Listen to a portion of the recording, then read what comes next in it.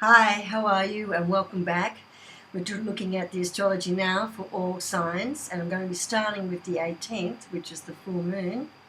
And then on the 21st, we've got a few planets also on the move.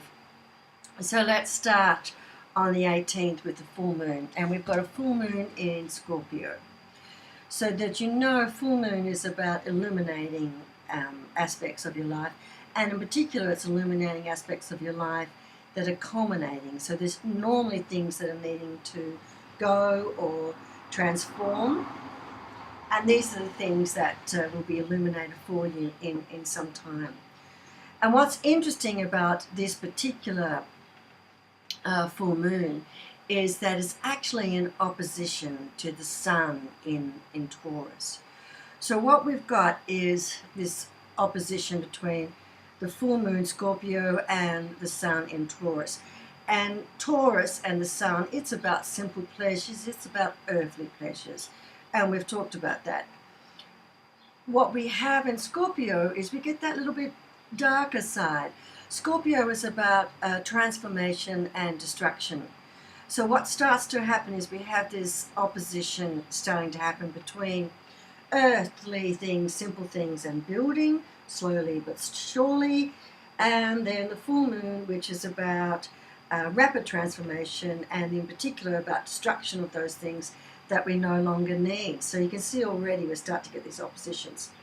Scorpio and Taurus. Scorpio is about the collective, yours, and what it's looking at is how I perceive myself in relation to other people's belongings, things, relationships. Taurus is about mine, it's about simple pleasures, and it's about the individual. So we've already got, again, we've got these another set of oppositions that are going to be coming together. So yours versus mine, collective versus individual, and slow build, simple pleasures, and destructive transformation. And when we use the term destructive, have a think about it in terms of the tower, or have a think about Phoenix rising, where things that we no longer need will start to disappear from us. All those things that need to go will just have to go. So that's another way to be thinking about it. That means it's going to be quite an emotional time for us, because whenever things are transforming, whenever we're looking at ourselves versus a relationship with others, these things are emotional. So we'll be also having a look at our relationships with ourselves and relationships with other people. We'll also be thinking about boundaries. That's the other part of relationships, isn't it? Is how much you give, how much you take, and where those boundaries sit. So it's going to be an interesting 2 weeks after this full moon. So don't be surprised if certain parts of yourself and relationships start to fall away, or cracks start to appear.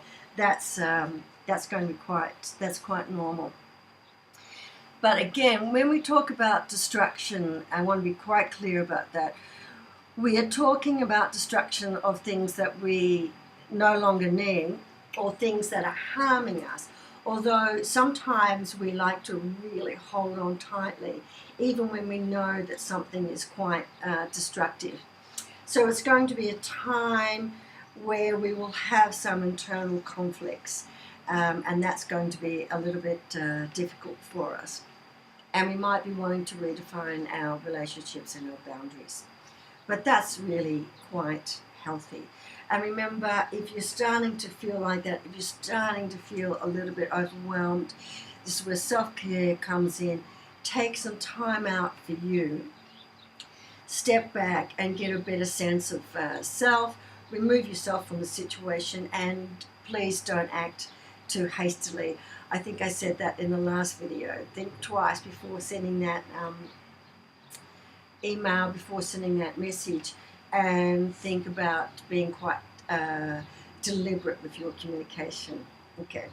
At the same time that we have this full moon and the opposition to the sun in Taurus, the full moon in Scorpio, Venus and Uranus are actually in alignment.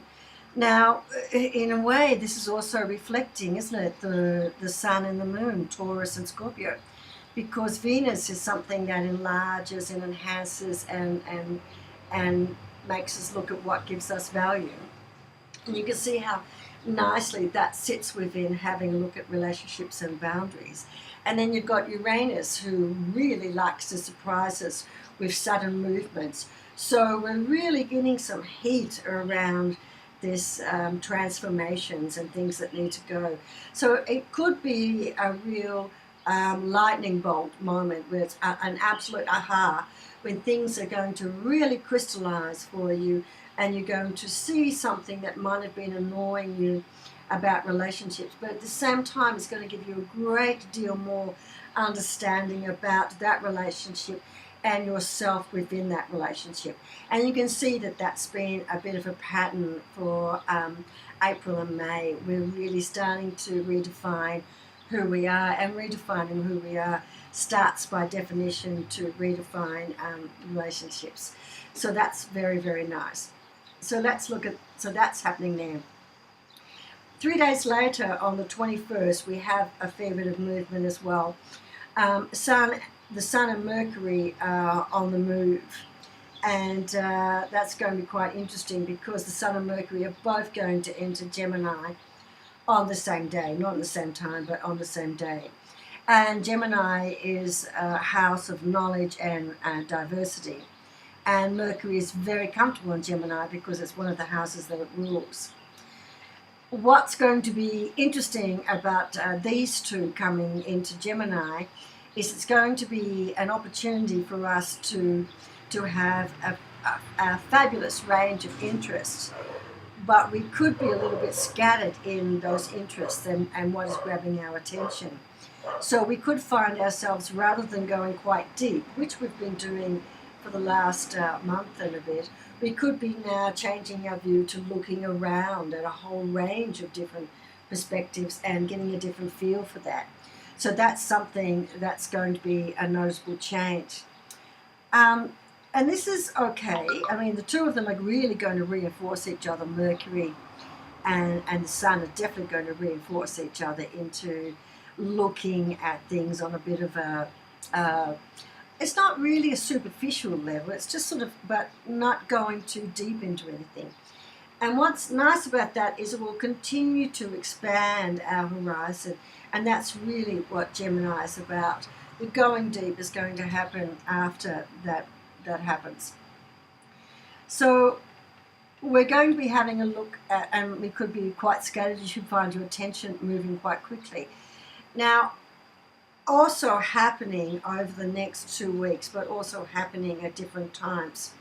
Venus is actually quite active in the next 2 weeks. There's going to be a lot of trigger points brought in from Venus about what we value, what expands us, and what we enjoy.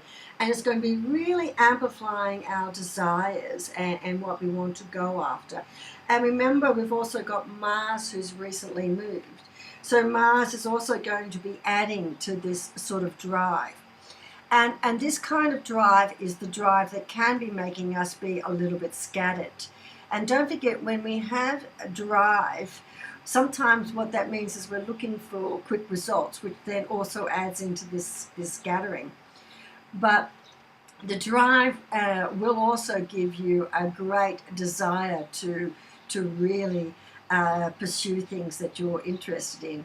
So just be aware that Venus might be helping to trigger desire points. And also remember, we have this long transition of Pluto, and Pluto is about looking at our hidden desires. So we could also be giving some illumination over the next 2 weeks about unhealthy hidden desires. And that's really fantastic because this will set us up well with the Scorpio full moon, because it's about destroying and transforming those things that are not building for us. So you can see how the planets are really coming together to highlight for us those aspects of our life that perhaps are out of balance and that we really no longer need. And we certainly don't need this imbalance about desire and our need to be valued. So that's going to be helping us quite a lot. It's important during this time, if we start to feel a little overwhelmed, to stay centered. Meditation is a great way to stay centered. Taking a little bit of time out is a great way to be centered. Writing a journal about things that are there is a great way to be centered. Having a conversation with a good close friend is another fabulous way to be centered. And that's what the need is at the moment with all this churn. But remember, this churn is there to highlight for us those aspects that we no longer need to have with us.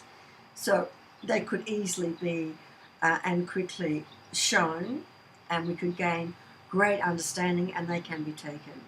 And if they're taken, wish them well, because they're off to join with someone else, or to be in another place where they should actually be. And maybe it's time for us just to let all those things we no longer need be released. Life at the moment is a lot of releasing, is a lot of highlighting. And remember, for those of us who have decided to go on this journey of exploring ourselves at a deeper level and getting this understanding of ourselves, it's like everything. Once you've learned a little bit, you get more understanding. And more understanding gives you knowledge. And with knowledge, it aids your decisions. So what this journey is about for all of us is heightening our conscious decision making and getting out of these fallback positions and habits. And so that's the beauty of a full moon. All right, lovely to be chatting with you. I'll come back with the astrology. And don't forget, if you're really looking for some greater insights about what's happening at the moment, and particularly given these three major slow-moving planets of Jupiter, Pluto, and Saturn, let me know, and I'll be happy to help you with that. Okay, bye-bye, take care, look after yourself.